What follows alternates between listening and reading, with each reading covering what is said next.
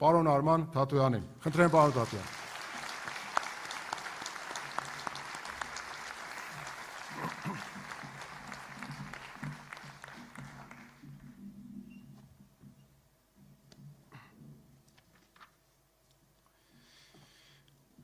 Սիրելի հայրենակիցներ, մենք ապրում ենք մի ժամանակաշրջանում, երբ շատերին թվում է, թե պետությունների ճակատագրերը որոշվում են ինչ-որ օտար տեղերում, որոշվում են արտաքին ուժերի կողմից։ Եվ այնպես է ստացվել, որ Հայաստանի շուրջ նույնպես ձևավորվել են այդպիսի ընկալումներ, ու այդպես մեզ փորձ են անում կանգնեցնել հենց այդպիսի ընտրության առաջ։ Բայց սա ընտրություն չէ, որ ժողովուրդն ինքն իր համար կարող է անել սեփական պետության համար։ Մոսկվայից մեզ ասում են, որ ուզում են մեր երկրի խորհրդարանի ընտրություններում տեսնել իրենց նախընտրած ուժերին։ Բաքվից ասում են, որ ուզում են հաղթի այս գործող իշխանությունը։ Բրյուսելն ունի իր նախընտրությունները եւ պատկերացումները, ու ոչ ոք դրանից չի ամաչում։ Ոչ ոք մեզ չի հարցնում, ինչ ենք մենք ուզում։ Երբ տարբեր մայրաքաղաքներից փորձում են միջամտել ու որոշել, թե Հայաստանի խորհրդարանական ընտրություններում ով պետք է հաղթի, դա նշանակում է, որ մեզ չեն ուզում այլևս ընկալել որպես լիարժեք պետություն։ Դա նշանակում է, որ սա ուղի է, որ տանում է մեզ կախվածության, եւ հետո որևէ արտաքին ուժ էլ կարող է զոհաբերել հանուն իր շահերի։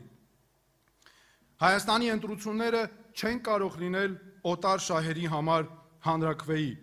Սա ընտրություն չէ օտար ճամբարների միջև, սա ընտրություն է հանուն անկախ ու ինքնիշխան պետություն ունենալու։ Նա, ով առաջարկում է ընտրել, քվեարկել Ռուսաստանի համար կամ Արևմուտքի համար, նա, ով վախեցնում է մեզ ասելով կամ ես, կամ պատերազմ, իրականում մեկ բան է անում, վաճառում է Հայաստանի ինքնիշխանությունը ընտրական արդյունքի դիմաց։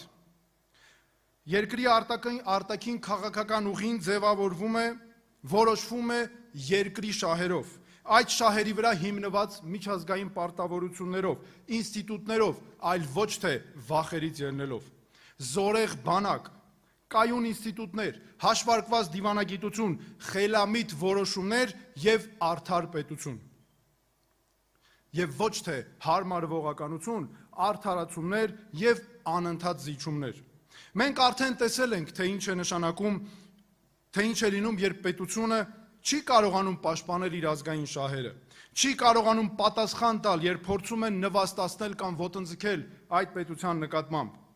Մենք տեսել ենք պատերազմ, մենք տեսել ենք կորուստներ եւ մենակություն, մենք անցանք 2020, 2022, 2023 թվականների ողբերգական պատերազմների միջով եւ տեսանք, թե ինչ գին է արժենում պատասխան տալու կարողություն չունենալը, պատասխան տալու կարողություն ունեցող ղեկավարներ չունենալը եւ առանց իրական օգնության մնալը։ Սա պետք է դաս դառնա, ոչ թե արդար